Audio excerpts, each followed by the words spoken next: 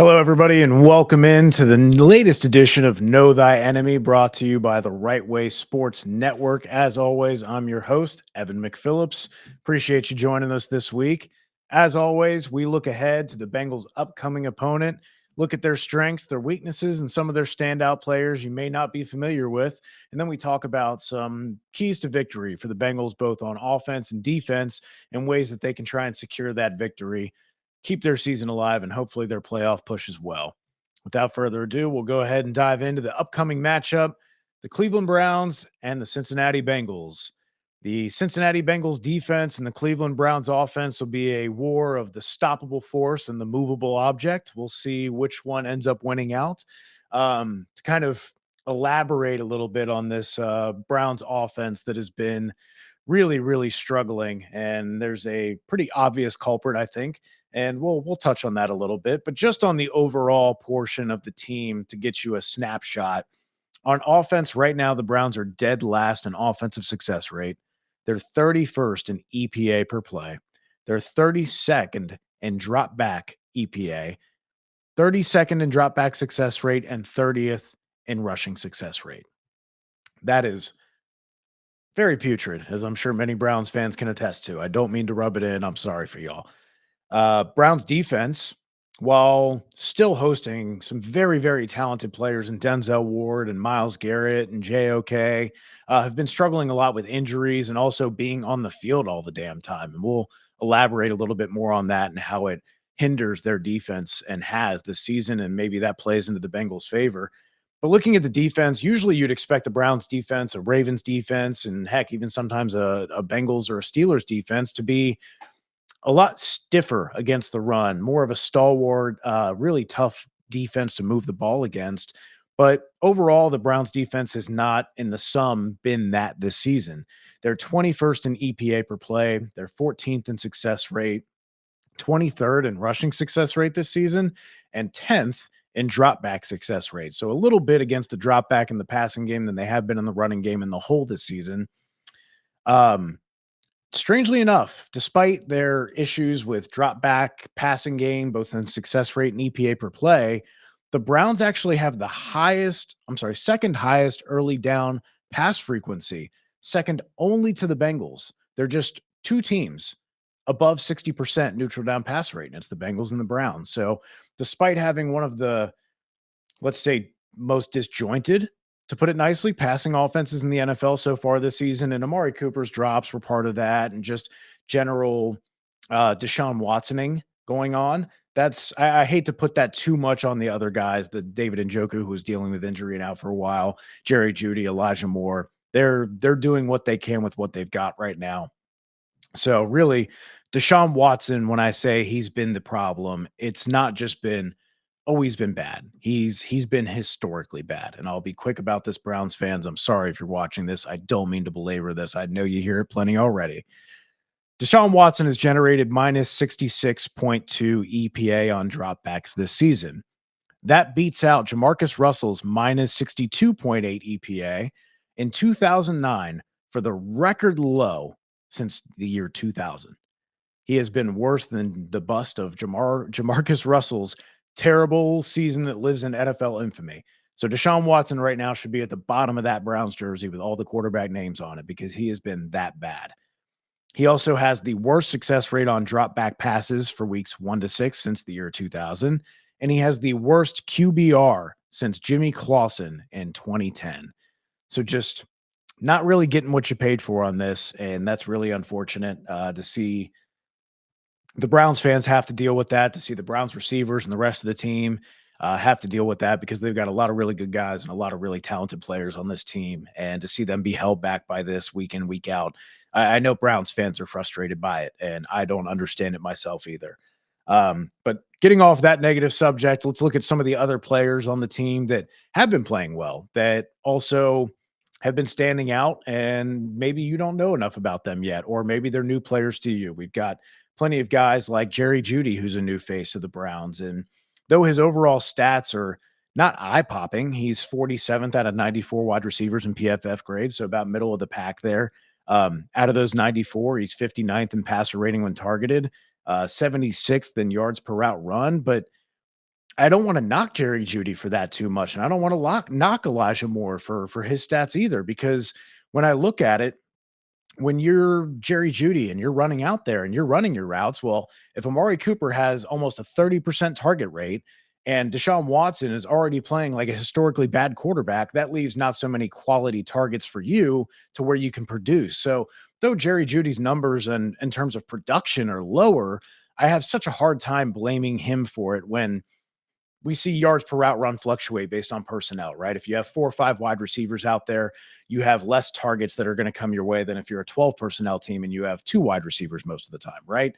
So that can kind of fluctuate things a little bit, but that with poor quarterback play, I have a hard time faulting Jerry Judy yet. I think if we see the transition to Jameis Winston, that's when we're really going to be able to evaluate David Njoku, Jerry Judy, and Elijah Moore, and the Browns will be able to decide if they want to keep guys like Jerry Judy, Elijah Moore around for the long term over just more than the next season or two. I know I brought up Elijah Moore. The I don't want to knock his production again too much because it's so hard to tell. He's been getting so many of these gadgety kind of RB plays and targets at the line of scrimmage. He's the second lowest among 94 wide receivers in average depth of target. He's 94 out of those receivers, dead last in yards per reception, and he's 93rd in PFF grade, 94th in yards per route run, 92nd in passer rating when targeted, 86th in drop percentage. Again, these are bad stats for Elijah Moore, but I loved Elijah Moore coming out of college. I thought when the Browns got him from the Jets, it was an absolute steal. He's got inside out versatility. I think he is a good weapon. I think, gosh, and this is going to be a theme for everybody, new quarterback play could just be a breath of fresh air for this offense. Obviously, David Njoku, very talented, freak athlete. He was a monster with Joe Flacco in the lineup at quarterback. He just got back from injury and is working his way back to full health, but I do think that he will be a threat the Bengals definitely need to pay attention to. Another part of the reason that things have not been going well is not just Deshaun Watson. On top of the injuries that the Browns have had to deal with on defense, especially when it comes to the safety position, the Browns' offensive line has also dealt with a lot of injury. Um, they also have kind of dealt with just poor, lackluster play, and that's not necessarily the fault of a guy like Zach Zinter, who's a rookie and kind of getting thrown to the wolves here. It's not Jack Conklin, who's coming off of injury and just got back for his first week last week and allowed 3 pressures on 33 pass blocking snaps. But on the total of the season right now, the Browns O line that we've been used to being such a force in the run game, especially, has been 29th in composite pass protection rankings, which combines ESPN, SIS, and PFF grades. And then if you just look at PFF grades, they're 30th in the run blocking rankings and 31st in ESPN's run block win rates. So whether it's pass pro, whether it's opening up holes in the run game, it's just not been there with this offensive line. DeJuan Jones, after looking pretty solid as a rookie and looking like an NFL draft steal, has struggled a lot this season. 57th out of 60 tackles in PFF grade, 53rd in pass block efficiency, which take the PFF grades out of it if you don't like it. That's just pure per snap basis. How much pressure are you giving up? He's 53rd in terms of giving up pressure per snap among 60 tackles. He's 46th in run block efficiency, 29th, though, on pass block efficiency on troops pass sets, which takes away the play action, the wide receiver screens, just the true, hey, you better giddy up because it's a passing play and it's coming. It's 3rd and 6, 3rd and 8. And he's done better in those regards on that. So at least props to DeJuan Jones for being good when it really, really counts. Joel Bitonio has been a really good stabilizing force in recent years. He struggled a little bit and been uncharacteristically inconsistent. 47th out of 63 in PFF grade, 51st out of those 63 guards and pass block efficiency. So not very consistent. And part of this too is, again, goes back to the quarterback play, but also just an ever-changing cast of characters around them. They've had centers constantly going in and out of the lineup. And when Pochich has been in there, he's not been good. He's been one of the worst pass blocking centers. So always easier to play better at your position when the guy next to you that you have to share responsibility with, that you have the chemistry, the communication with, is also playing well. We talked about Zach Zinter. Look, man, playing offensive line as a rookie is fucking tough, man. Usually it takes 2-3 years before you even start to really hit your stride as your body and your technique start to catch up to NFL defensive linemen who have been lifting and in NFL weight programs and developing pass rush moves and techniques for years, right? So I don't want to bag on him too hard, but just letting you know where he stands. He's 55th out of 63 guards in pass block efficiency, 62nd in run blocking grade, and 63rd in PFF grade. So it really just has been tough go for him, tough go for the whole offense as a whole. Jerome Ford has done as much as he can and has been admirable in that and the absence of Nick Chubb, who will be returning this week. Jerome Ford did miss practice. We'll see if he ends up missing the game. I know they would hate to end up missing him. It would be a nice 1-2 punch to have Nick Chubb come back and ease him in a little bit for this game. We'll see how many snaps and what kind of workload Nick Chubb gets in his first game back. I know they would love to kind of supplement maybe half of his carries with Jerome Ford. Would not like to go too deep into that rotation, but we'll see what they end up doing and who all's healthy come game day. We've spent a lot of time on the offense. I want to talk about the defense because these are the unsung heroes who are getting the worst of everything that's going on. I know the offense has been tough, but the defense has been on the field constantly. I believe there was one point where Deshaun Watson had been 0 for 26 on his third down drop back attempts. That's just putting your defense in such a tough position, man, where they're tired, they're exhausted, they're already hurt and playing through injury. Myles Garrett, dude, God, you're so good, man. You're hurt and you're still top 5 PFF grade, top 2 pass rush grade. The guy can't be stopped. He's jumping over linemen to go block kicks. I mean, he's a monster, man. Myles Garrett, kudos to you. You are incredible, man. Wish you weren't in the division where we had to see you twice a year, but such is life. We already know about Myles Garrett. We'll look at some other guys. Zadarius Smith, 35th out of 73 edge rushers in PFF grade, 14th of 62 in pass rush win rates. So still finding ways, even as he becomes a more advanced in age veteran, he's still finding ways like Justin Houston did to just stay being productive against the pass all the time. So definitely someone that the Bengals are going to have to be wary of, especially if they're dedicating a lot of resources to stopping Myles Garrett, the same way they dedicated a lot of resources to stopping Dexter Lawrence and opened up the other edges. That's definitely someone that I think Joe Burrow is going to want to be wary of when they're doing the real drop back passing game and some of those true pass sets. Looking at the interior of the defensive line, really good group overall. The production and the numbers haven't been there, but it's so hard for a lot of these defenders, especially the corners who are out there trying to cover these guys constantly. And they just are worn down. They've got 70 snaps a game. They are just really getting the raw end of the deal. So I want to qualify that before I start giving some of these stats. Shelby Harris, not really your typical pass rush guy. 48th out of 55 in pass rush win rate, 11th in run defense grade, though, and 17th in run stop rate. So good stabilizing force on that interior, especially as an anchor against the run. Dalvin Tomlinson has not quite ascended to the heights that I think some people expected him to, especially next to some talented guys on the D line for the Browns. 42nd in pass rush win rate, 22nd in run defense grade, and 51st out of 54 in run stop rate. So really struggling to get those stops that would qualify as losses for the Browns defense. Really uncharacteristic of him. He's had a couple good years, especially in recent years. So we'll see if he can kind of recapture that form. I really think that if we keep coming back to it, man, just switching out that quarterback would just be such a breath of fresh air, man, because I feel like you're at that point where you're about to start losing the locker room, where you got to make that change. The same way the Panthers were there with Andy Dalton and Bryce Young, to where it's so hard to look at your guys and tell these guys who are out there busting their ass for 60, 70 plays a game and getting the worst of it, that your quarterback is just going to keep being that guy, even though the guy behind him probably gives you the best chance to win. And they can see that. They all are very, very aware, more so than we are. And I'm sure they see it in practice and they go, man, I wish we just gave ourselves the best chance to win. I'm sorry to keep harping on it, man. I just feel so bad for some of these guys, especially guys like Jeremiah Owusu-Koramoah, who, God, man, he's ascended to be such a great player. He's 4th in PFF grade this year, 2nd in run defense grade. He's got 10 pressures, which is 4th among linebackers. He's 4th in passer rating when targeted. So that's run defense, top 5. Pressures, top 5. Passer rating when targeted, top 5. That's all 3 facets of the game. Like, unless you're Fred Warner, you're not affecting that many facets of the game at the level JOK is. So props to him for that, man. If there is one weakness in his game this season so far, it's missed tackles. He is dead last out of 54 linebackers in missed tackle rate. So if there is one area that you can maybe take advantage of him, it's hoping like hell that when he's in position, he just ends up missing tackles because of how aggressive and how athletic he is. Devin Bush has been solid for them in limited action.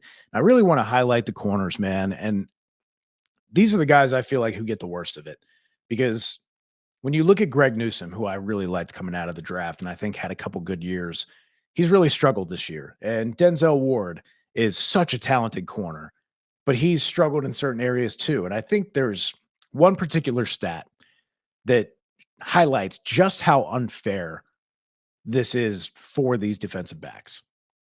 Denzel Ward is targeted every 4.2 snaps, which ranks first among cornerbacks. He is targeted at the highest rate in the NFL because they're on the field all the time.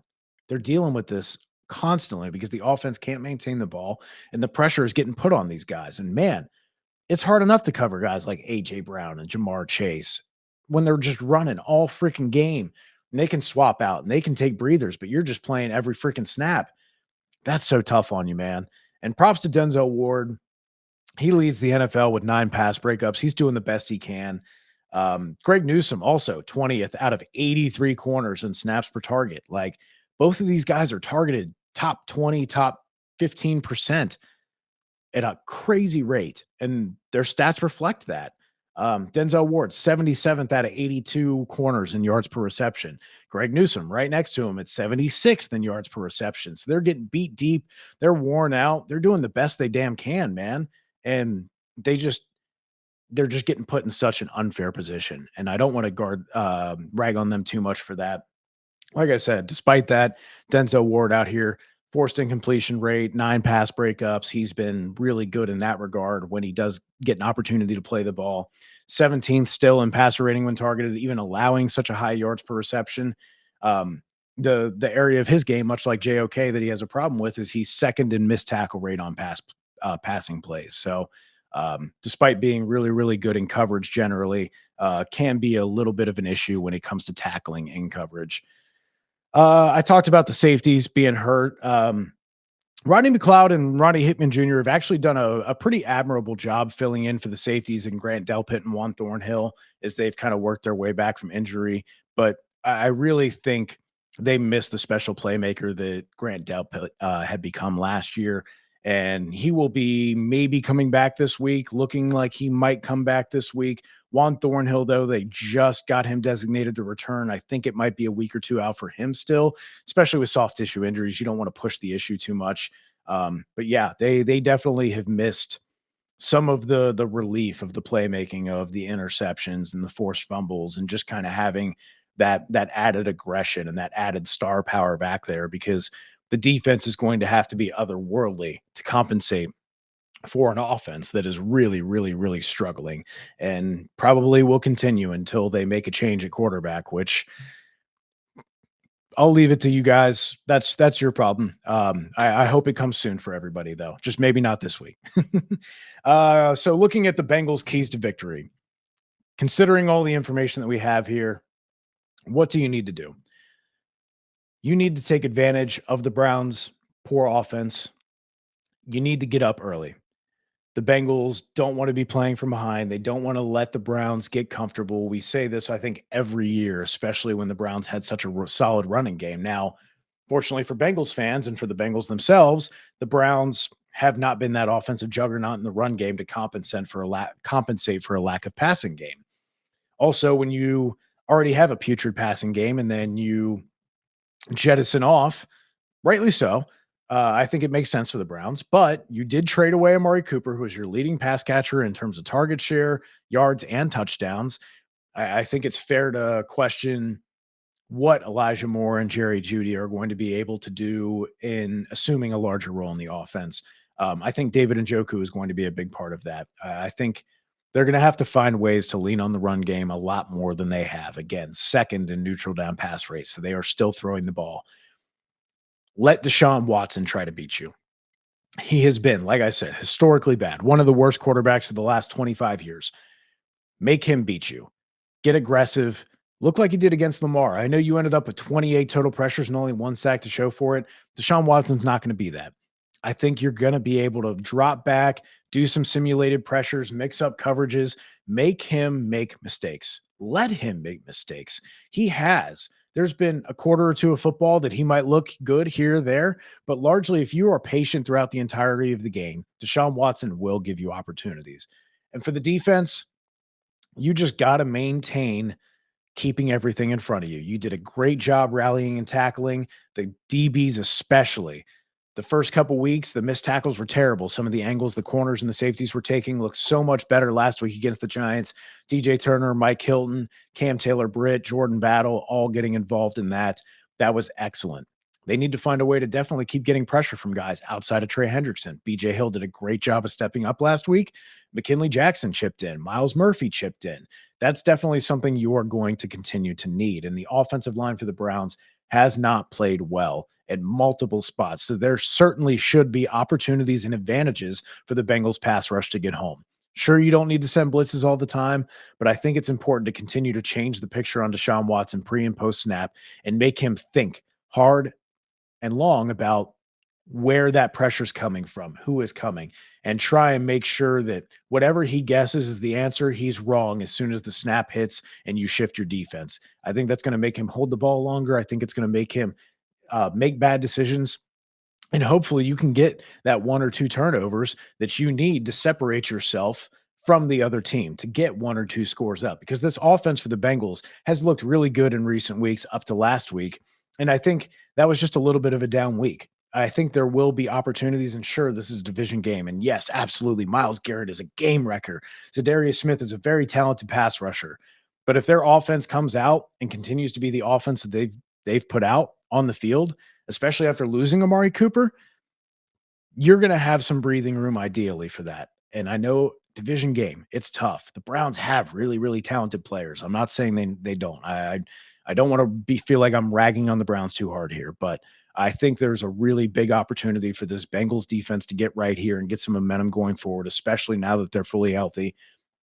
I think there was no DMPs. Everybody was either limited or full this week. That's huge for them. So let your offense go out there. Eventually, if you can keep playing defense, putting these guys out there, like I said, Denzel Ward, Greg Newsome, they're near the bottom 10 corners in yards per reception allowed. If you keep letting chunk plays keep happening with Andre Oshibas and T. Higgins and Jamar Chase, it's going to be a really, really long day for that Browns defense. And as talented as they are, you can only go so long before you start getting gassed and you start getting tired, especially when they're already dealing with those injuries and they're already dealing with being nicked up. That's really tough on a defense. Bengals defense, Bengals fans can tell you from the last couple years how they started slowly on offense and had the defense out there all the time. It wears them down. So Bengals offense, long and short, keep being aggressive, keep being explosive, take care of the football, get out to an early lead.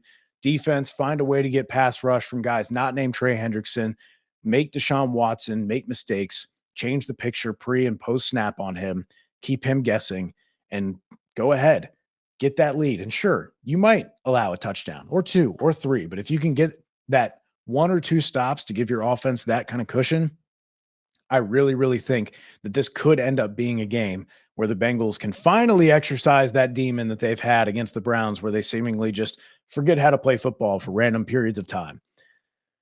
Well, good luck to everybody in the battle for Ohio this weekend. Thank you guys for tuning in to Know Thy Enemy. As always, please give this video a like and subscribe to the YouTube channel so we can continue to bring you more content just like this.